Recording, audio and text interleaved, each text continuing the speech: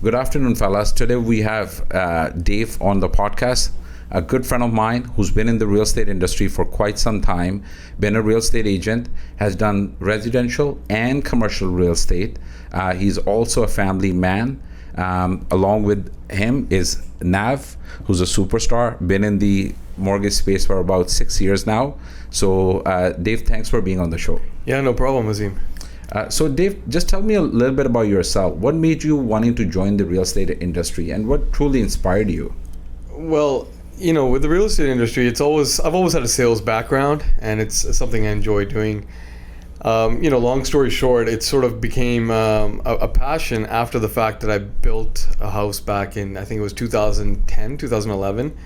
So, I enjoyed building that house, didn't make too much money on it, but I learned a ton of experience. And what I figured, I said, with my sales background, why not sell the product that I know how to build, right? And from there, I partnered up with a good friend of mine, and, this guy was super experienced, just a rocket ship. So, we learned together, and I captured a lot of information off of him, and he taught me the ropes, and we kind of went from there, and it just took off, man. Like it was one of those things that, it wasn't slowing down, it wasn't stopping us. So why not keep going, and I enjoyed it. That's the main factor, right? Right. So I think the milestone you said you achieved, 10 years ago was building that home. Now, how did you really get into building that home all of a sudden? Well, I was in sales, right? So it was like a corporate ladder that I was trying to climb, and things changed during that corporate ladder, and, the money wasn't there anymore. So I took some time off, and I said, forget it. I don't want to do this anymore, right? And just took time off. I'm talking like a year or two, traveled, had a great time. Wow. And I come back, and my dad looks at me, and he's like, you need a job. And I'm like, you're right. I do need a job, right? So let's get back to it. And I was young, right? And, no one depending on me or anything like that. So it was all good. And I decided, okay, what should I do next? And he said, here, I'm going to buy you a piece of land. You're going to build a house on top of it. I said, Dad, I don't know nothing about building homes. He said, well, try. So that's exactly what I did. I ended up trying, and I built the house. It took me, I think, almost 12 months. The house is up now, and lo and behold, the market crashes literally, 2 days into me trying to sell this thing, right? So I hired a real estate broker, and, it didn't work out in my favor. The lawyer cuts me a check, and he says, here's your profits. And I look at it, and, I vaguely remember, I think it was probably $12 or $13. And wow. The lawyer laughs at me, and he's like, yeah, you learned your lesson? I go, I absolutely did. I didn't make any money, but I definitely learned a lesson. So he said, you're going to do this again? I go, absolutely. And the second time around, I made way more money. And then from there, I decided, that sales background is still behind me. So why not sell the product that I know how to build, and I fair enough. I mean, so you're saying essentially, and I say this all the time as well, failure is part of success. Absolutely. Every time you're knocked down, get back up, do the same thing. You've learned something from that, failure you just observed, and you can probably do, you can do the same things better again, right? So I get it that, even though you failed, building that home, at least you had learned about the purchase process, the process of buying a piece of land and selling it, Absolutely. building it, all that sort of, things. But from that point on, you mentioned that there was a friend where you went into real estate. So do you really need a mentor in order to succeed in a career? I wouldn't say mentor. I think it's nice to have partnerships for sure. He's ventured off into other things now. He's doing high-rise development, concrete. So that's sort of his forte, and he's really good at what he does, right? Right. And again, back to your question, do you need a mentor? I think the only mentor you really need is yourself, right? If you can't look yourself in the mirror every morning and say, this is what I got to chase and this is what I got to get, then there's no motivation. With mentors, there's motivation for a certain amount of time, but if you can't motivate yourself, then who are you to have a mentor? You hear what I'm saying? It's kind of catch-22, right? So you really push yourself essentially at the end of the day. It doesn't matter, who's out there. It does matter to a certain extent. You do look up to them, or you can see, how they're performing on a day-to-day, how they're doing, how they're, taking care of their own business essentially, and you can learn the ropes, but you are, you're competing against yourself. You are who you are, right? Exactly. I mean, you can follow the herd if you want, right? Or you can step aside and think about what you really want to do and which direction you're heading in, right? So that's sort of the angle I go on, and with mentors, with people that are positive and motivating in your life, I think that's a real good aspect as well, right? You got to kind of have someone that's there, and whether it's your children or your wife, or you're looking to buy a new house, or you got a picture of a Lamborghini on your wall, whatever the case may be, there's got to be a motivating factor. What wakes you up? What are you chasing? There's got to be a goal at the end of all of this, right? Right. And that's sort of, these are my, personal set points that make me achieve my goals every day, right? So what is your goal now? You've been in the industry for almost 10 plus years. You've done a lot. What do you look up to now at this point? You know what? I mean, I've got a family now, so that's my motivating factors for sure. There's some personal goals that I'd rather not discuss, but I mean, I'd like to achieve them, then talk about them. So there's things out there that I still chase. You know what I mean? Right. I'm not super heavily involved in real estate. I do focus on other things. We've got industrial projects that my family's been taking care of since the 1980s. So, I'm dibbling and dabbling sort of over there and seeing what that brings upon me, right? Again, right. For me, it's not about motivation really. It's sort of a challenge, right? I need more that challenges me every day. I mean, it's easy enough that, for a lot of brokers, they wake up every morning, sell a couple of houses and go back to bed. For me, I need a challenge, and that's just it, man. That's what keeps me going. Right. Sure. So, I mean, you've talked about your career, you've talked about going into the corporate ladder, then buying a house, failing, but learning from it. Then from that point on, you went into real estate. But how did you do so well, though, over the years? That's my biggest question, because it seems too easy to me. You're saying all these things, but I just want to know, how did you get ahead of all of this? Because many people fail. Sorry to cut you off, but I can't tell you all my secrets, number one. And number two, it's all timing, right? I mean, with real estate and development and anything else, I mean, you got to sort of, judge the market, see where it's going, when it's going to get there, and just take a risk, right?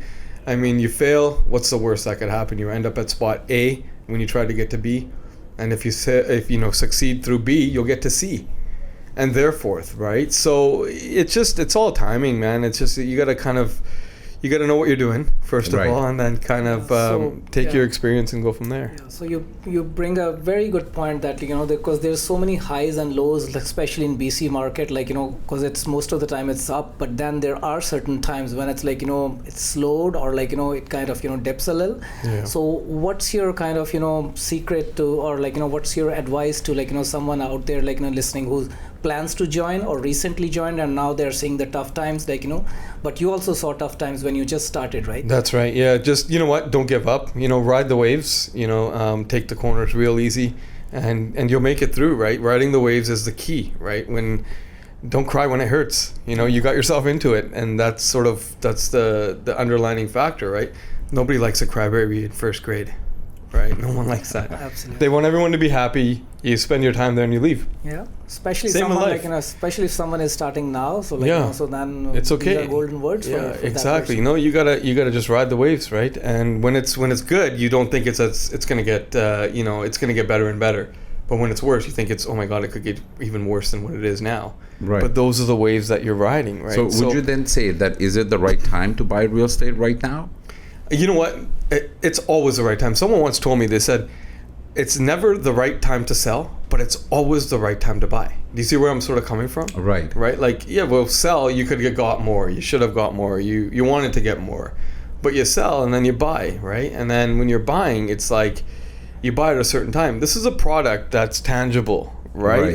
We're not playing the stock market very sort of here. Controlled market, with only few parcels available for detached, industrial, and so forth. So we don't have a lot of land available essentially, right? So it's very limited in that sort of sense. And then Vancouver being Vancouver, with the weather, the demographics, all those sort of things, and the migration taking place over the years, and the migration coming into the country. So it's never a bad time to buy. I agree with you on that. Absolutely. To Nav's point, with BC and the way things are going, globally, if you look at it on a global scale, New York, London, we're still very, very affordable compared to everywhere else, right? So Absolutely. I don't know what scale you're looking at it from, but if you're looking at it from a global standpoint, this is where it's at, right? We get fresh water, we get clean air, we get everything we need. You can have 4 seasons in one day if you really want, right? And I think that's, to your point, that's where people are migrating in, and they're saying it's a safe country. The banking system is super safe, and they Right. come in and this is what they want. This is where they want to invest, and I happen to agree with that. I was actually born in England, but raised out here, and this has been home for the last little while, right? So Right. So I hear a lot of people, say this, back to your point that, I hear a lot of people talk about the market itself and then how they are unable to enter the market. And what would you suggest them? Let's say, someone's got a son, daughter, and they're thinking about them, and then they're worried where they're going to live. What's the solution to that problem? right. I don't think there's a solution. I think, first of all, you need supporting income. As you would know, you're the mortgage broker, right? You need a supporting income, so have yourself a decent job. Secondly, you need a down payment. I don't care if you got to kick, scream, borrow, do whatever it takes. Get that money put together. Once you enter the market, it's over. Once you're in the market, now you're a player, right? The hardest part is starting something, right? Whether it's getting in the market or riding a bike, whatever the case may be. As soon as you get in, that's it. Once you've learned the ropes a little bit, that's where you are. Whether you're going to sell your house and rebuy and renovate or do whatever, that's another scale, right? But just getting in, turning from a renter to an owner, that's huge. It's huge in today's market. And to answer your question, do whatever it takes. Just get in. Right. Once you're in, it's Right. smooth sailing almost, Yeah, that reminds me of my own story. When I bought my first home, I remember I had to do 3 jobs. Yeah. I was working literally 16, 17-hour days, and I was saving every penny. And at some point, I saved enough to have a down payment, and I literally bought a home. So, that struggle, if I hadn't done that struggle, I was young, I had friends, I wanted to go out on the weekends and evenings with them, but I had to make that struggle and sacrifice for that time period so I could essentially get into the market. And even back then, things weren't easy. But once you got in, just like Dave said, you're a player in the market, right? And then, essentially things will take care of itself. You're still paying rent somewhere, and now I was paying down my mortgage. Exactly. It makes sense. Yeah, and basically to you bring a very good point of rents as well, because rental market is so strong. Even though some people might think that housing market is a little bit slow right now, but rental market is very, very strong. I think we're close to 98-99% occupancy for Greater Vancouver, Right. which is really good. Yeah, no, there's no place to live, right? So when you want to live in BC and you want to capture everything that's around here, you got to pay the price to do it, and that's just the way it is. Whether it's you're paying a high rent or a high mortgage or whatever the case may be, it's just you got to pay the price to play. Right. For sure. So, Dave, you've been in the real estate industry for a while, and now listening to you, I could see you being a mortgage broker one day. Why not become a mortgage broker? You know what? And become my partner or something. Yeah, I didn't. And stay in real estate. Wow. I didn't know this was going to turn into a job interview, but you know what? I've actually thought about it. And I think with your background, I think we work well together, as is where we are now. But you never know, man. I mean, there's like I said, there's got to be a new challenge. There's got to be something new for me to do, and eventually. I think you like being out and about. I don't think you can sit in front of computers. I cannot see you sitting in front of computers. Yeah, you know what? That's my downfall, is putting together paperwork and contracts. I look at myself and I'm like, what am I doing behind this computer?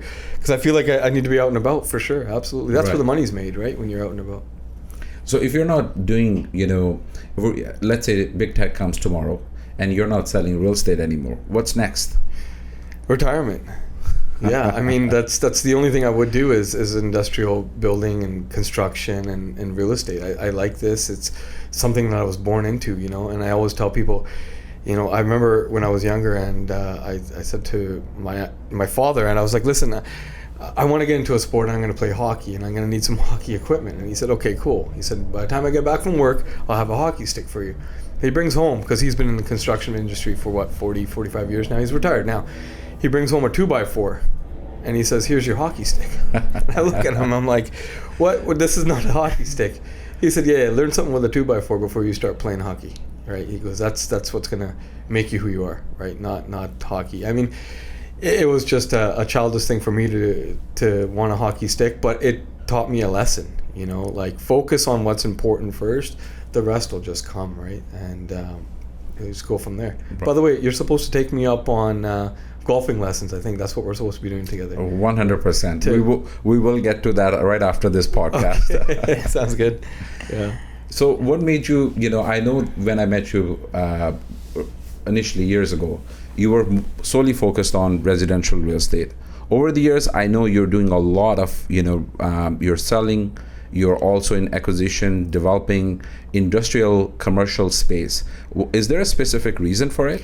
Yeah, the Channa family has been doing industrial and construction for, like I said, 40, 45 years, right? So this is something that I was born into. And, it needs a new spin on it. It needs a fresh face. It needs, the retired folks that are in our family that are slowly leaving this chapter and enjoying their lives. Someone's got to continue on with the legacy, right? I mean, if you go around, you see plazas within our city that have my last name on it. And with that, I think, it sparked a bit of attention within me and said, hey, why not look into this? It's tilt-up construction. It's pretty straightforward. It's easy to do. The acquisition of land is something that I already know how to do. And then, let's try it. And slowly but surely it's working out, and that's sort of the new wave, and that's where I'm starting to venture off to a little bit. And the rest time will tell, right? But as long as, the way I look at it, Azim, as long as we're having a good time doing it, we've got to keep doing it. So tell me, Dave, is commercial real estate different than residential real estate?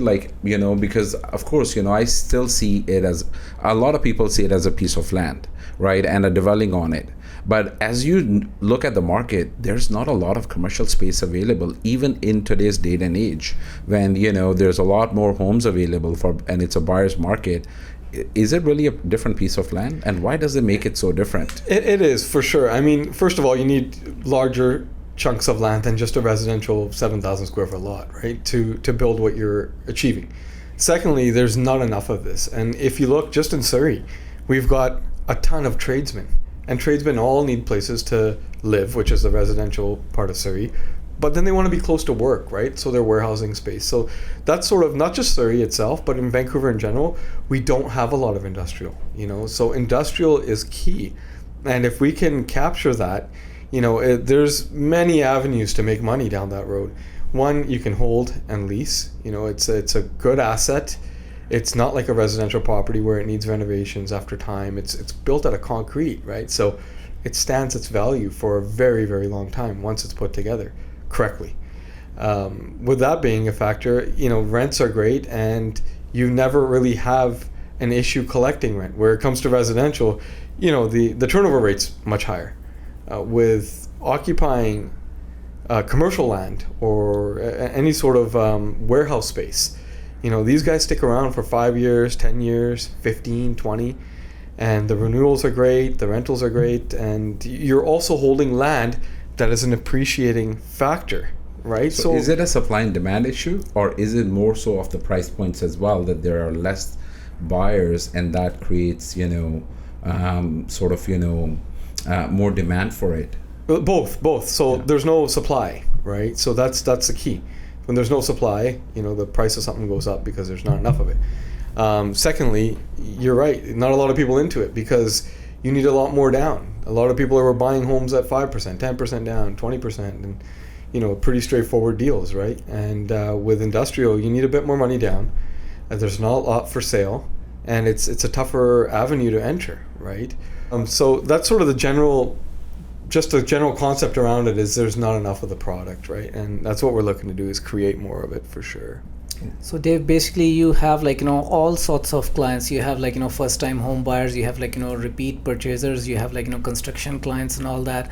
And do you have a lot of people looking for vacation homes as well, outside of Greater Vancouver, let's say in Kelowna, Kamloops, and some of these up and coming markets? No, and even if I did, there's only so much time that you have in a day to focus on one thing, right? So I don't practice in that avenue at So all. you mostly keep yourself. It is what it is. It's just everything Yeah, that you I've focus on the niche you know well. Yeah, You've what I- done what it. I've your learned. Rather family than knows well. dabbling in too many areas, so you basically focus on so mostly is it first time home buyers that you deal with mostly, or is it You know what? It's a lot of just generalized industrial space as well, because people know me from that avenue. Residential for friends and family, that's always going to be there.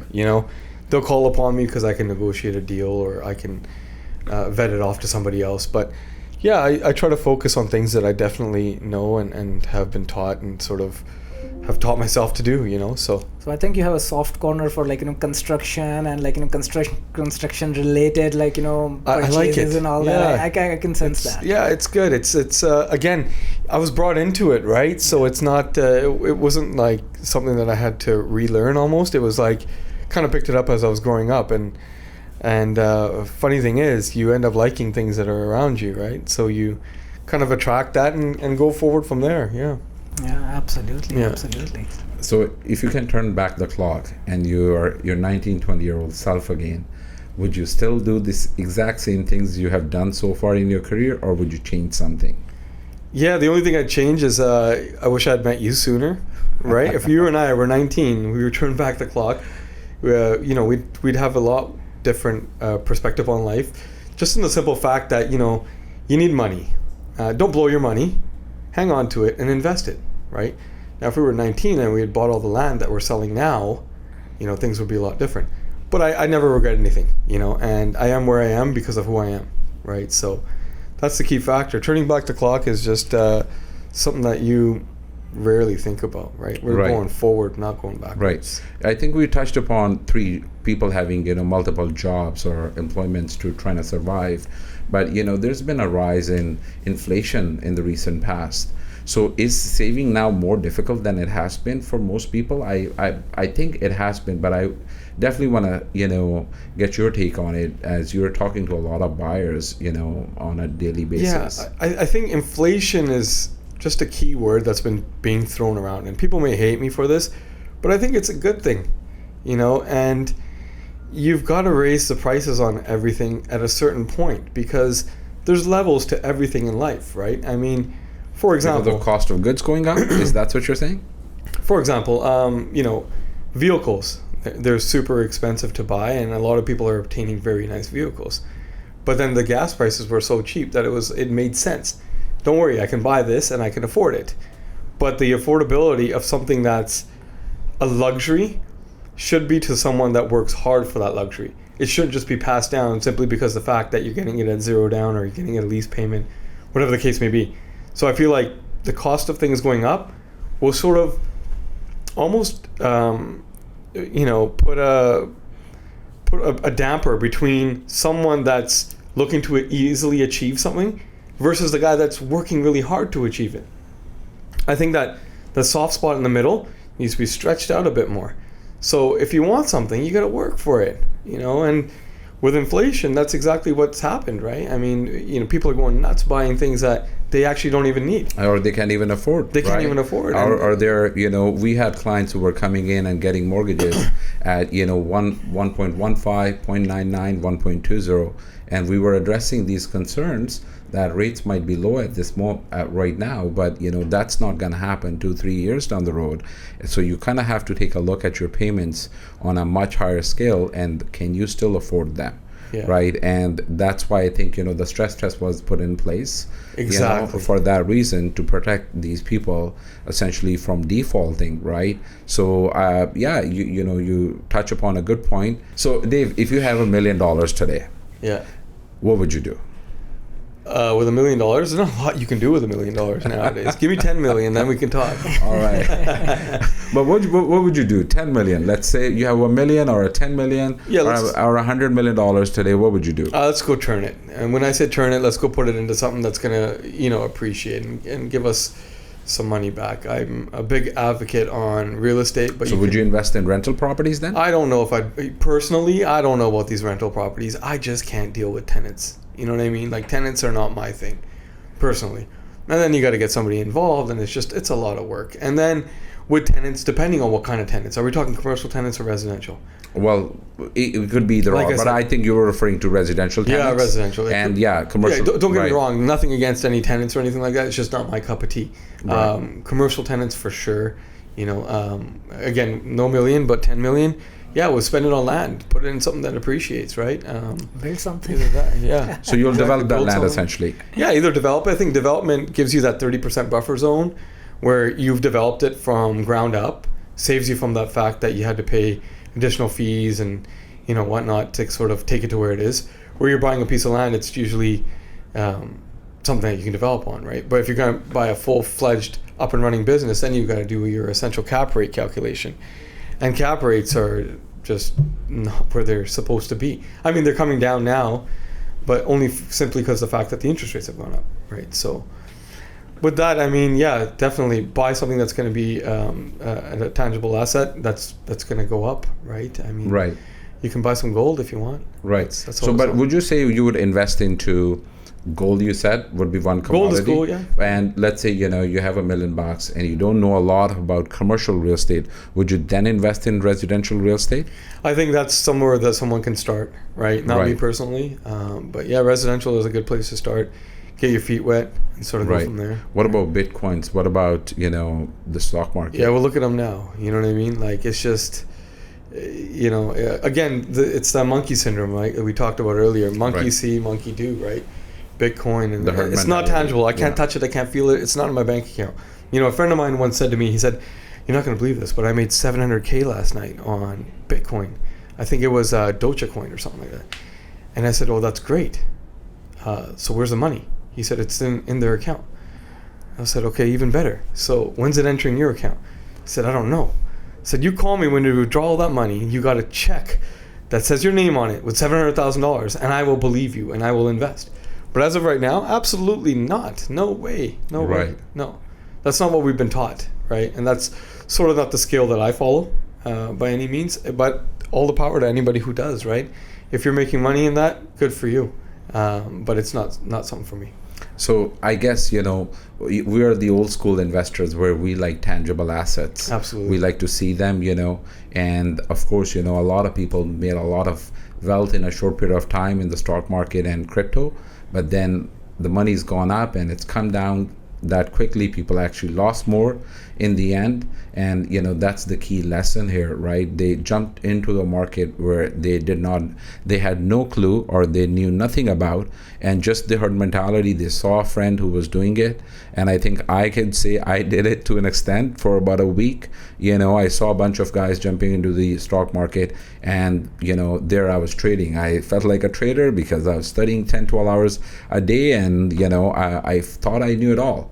But it's definitely especially I think the crypto market, we haven't gotten to the point where it has established itself. People don't know much about it. It hasn't been regulated. The central banks are not backing it up at the moment. Yeah. So I would definitely shy away from that, and that market in general. Yeah, don't fix what's not broken, right? I mean, don't reinvent the wheel. That's the way I look at it, right? If you're good at something, keep doing it, and that's sort of persistence is key, right? Without that, you're nobody.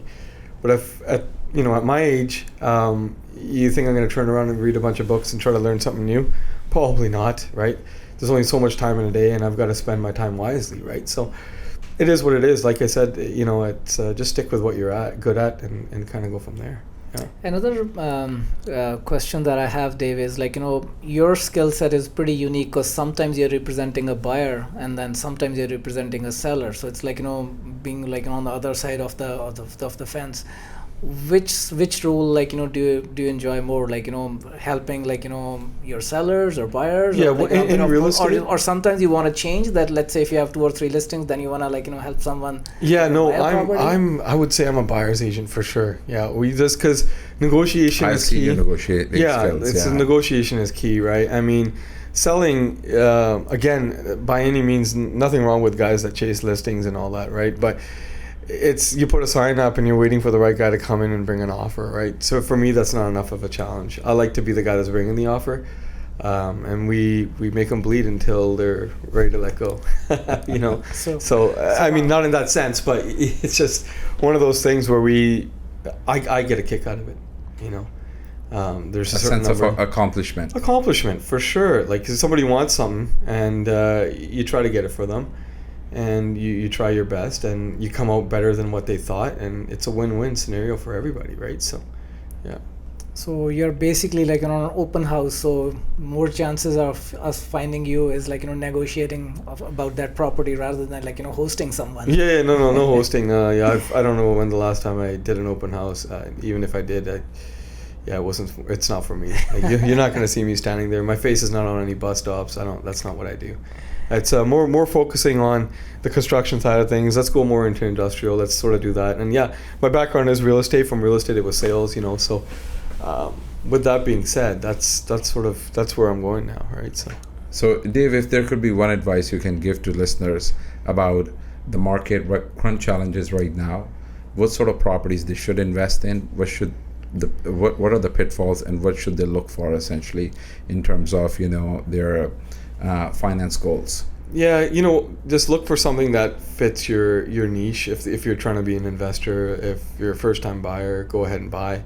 You know, there's no magic wand. There's no rabbits out of a hat. There's no super tricks that we do that can help anybody do anything, right? It's just about sticking to your one goal, focus on it, and eventually you're going to end up achieving it, right? I mean, we did, you did, I did, we all did, right? So stick with it, you know. And as far as the way the market's going, you're going to see ups and downs all the time. You've seen this, I've seen it, we've ridden the market. And with that being said, you know, right now we might be going through a bit of a low time. It's a great time to buy, you know, and then with that, there'll be a high time, and then it'll be a great time to sell, right? So, you know, it's just get in and just start. That's all that matters, right? I mean, you can sit back, relax, and, you know, we've got a lot of phone calls that come in, I'm sure, even in your office. No, I'm not ready to buy right now. This isn't the time. Well, you weren't ready when the market was hot. You're still not ready when the market's done. Yeah, I've been hearing that for years. When are you ever going to be ready, right? I mean, great, sit on the sidelines, watch the rest of them grow. That's just the way it happens, right? So pull the trigger. Like, it's something that, you know, if you're serious about it, you just got to go and do it, you know? So. Awesome, Dave. You know, thanks for coming on the show. My pleasure, man. You know, you're super energetic, driven, passionate, you know, and yeah, man, thank you so much for being here with us today. Yeah, thanks for having me. I appreciate it. Thank you, Dave. Yeah, thank you.